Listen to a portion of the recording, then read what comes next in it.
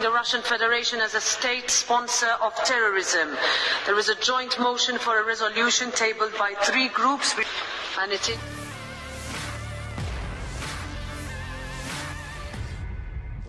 On the 23rd of November, the Russian armed forces launched a massive attack using high-precision, long-range air and ground-based weaponry at the military control system of Ukraine and energy facilities related to it. The goal of the attack has been reached. All the assigned targets have been neutralized. The strike has disrupted the transfer by rail of the Ukrainian armed forces reserves, foreign weapons, military equipment and munition to the areas of combat operations. Not a single strike was carried out against targets within the city limits of Kiev. All the destruction declared by the Kiev regime in the city was the result of foreign and Ukrainian air defense missiles falling in residential areas of the Ukrainian capital. In the Kupiansk direction, an attempt by the Ukrainian armed forces units to attack Russian military positions has been thwarted by preemptive artillery fire and air strikes near Berestovoye in Kharkov region. Up to 60 Ukrainian soldiers, 1 armored combat vehicle and 2 pickup trucks have been eliminated. In the Krasny Liman direction, the enemy's attempts with 2 company tactical groups to attack have been thwarted by active actions by Russian troops towards Ploshchanka and Chervona Popovka of Lugansk People's Republic. More than 15 Ukrainian servicemen, 1 infantry combat vehicle, 1 motor crew and 3 vehicles have been eliminated. In the South Donetsk direction, the Ukrainian army's attempts to counterattack towards Vladimirovka, Pavlovka and Vremyovka have been thwarted as a result of the shelling. In addition, as a result of preemptive artillery fire on the Ukrainian company tactical group concentration area, an attempted attack by the enemy towards Livadnoye in Zaporozhye region was thwarted. The enemy lost more than 50 Ukrainian servicemen killed and wounded, 1 tank, 6 armored combat vehicles and 3 vehicles. Operational tactical and army aviation, missile troops and artillery have neutralized the command posts of the 3rd Ukrainian Tank Brigade near Shevchenko in Kharkov region and the 57th Mountain Assault Brigade near Kazatskoye in Kherson region, as well as 63 artillery units and firing positions, manpower and military equipment in 152 areas. Ukrainian armed forces Grad multiple launch rocket system at the firing position near Liptsi in Kharkov region has been hit within a counter-battery warfare. 1 US-made AN-TPQ-50 counter-battery radar station has been destroyed near Novogrigorovka in Kherson region. 2 US-made AN-TPQ-36 counter-battery radar stations have been destroyed in the areas of Konstantinovka and Seversk in Donetsk People's Republic. 4 unmanned aerial vehicles have been shot down by air defense forces near Blagoveshchenka in Donetsk People's Republic and Novopokrovka in Zaporozhye region.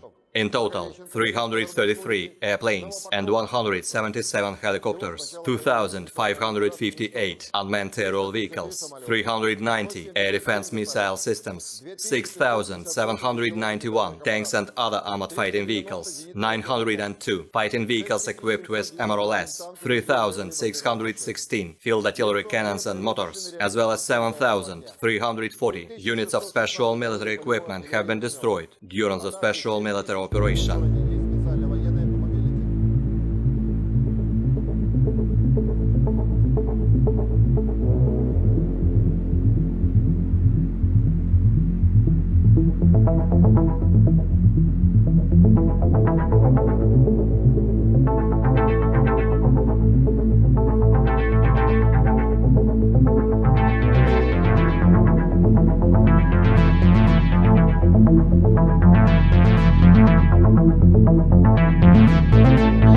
As a state sponsor of terrorism.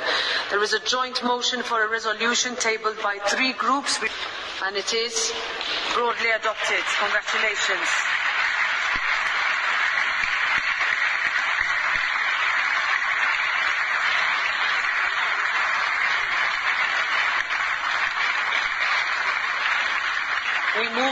Українці, українки, незламні народи незламної країни. Щойно я звернувся до Радбезу ООН і закликав реагувати на російський терор. Одне крісло в Радбезі досі окуповано і щось звідти намагались сказати. Впевнений, російську брехню вже ніхто у світі чути не хоче. Реально, це крісло пусте.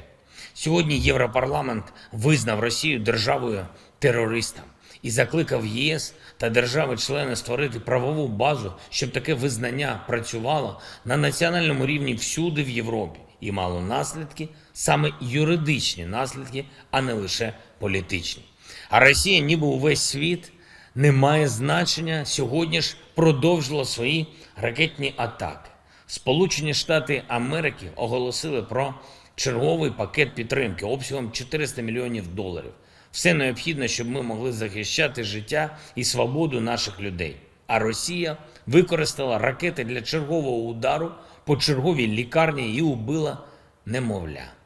Було обірвано життя, яке тривало лише 2 дні.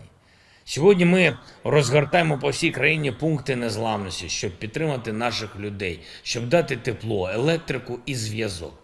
А Росія витрачає 67 ракет, щоб поцілити в саму основу життя будь-яких людей, будь-де в Україні, і провокує в Україні блекаут.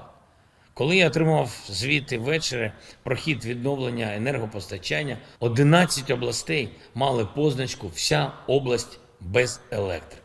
Станом на початок ночі поступово підключаємо нові і нові райони.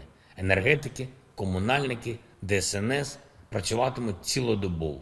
Київщина. Почалось підключення побутових споживачів, вже 20% є.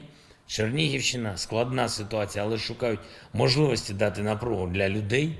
Черкащина – вся критична інфраструктура працює, робимо все, щоб повернути енергію побутовим споживачам. Одеська область.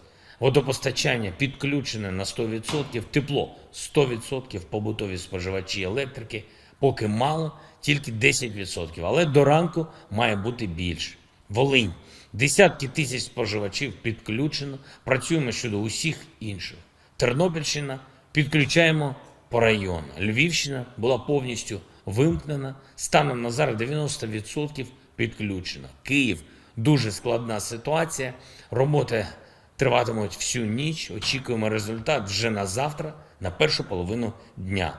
Так само в усіх інших містах і громадах, які постраждали чи залишились без енергії. Ми робимо все заради людей. А окупанти роблять все, щоб люди страждали, щоб ми навіть не могли почути і побачити одне одного. Сьогодні нашій команді вдалося повернути додому ще 36 українців, 35 військовослужбовців, 1 цивільний, 2 офіцерів, 33 рядові і сержанти. Попри все, рятуємо наших людей і обов'язково повернемо усіх полонених і депортованих. Це дуже чітко все демонструє про нас і про них.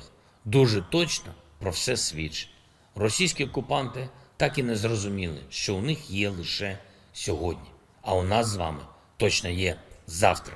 І я дякую всім, хто забезпечує це своєю хоробрістю і своєю результативністю. Слава Україні!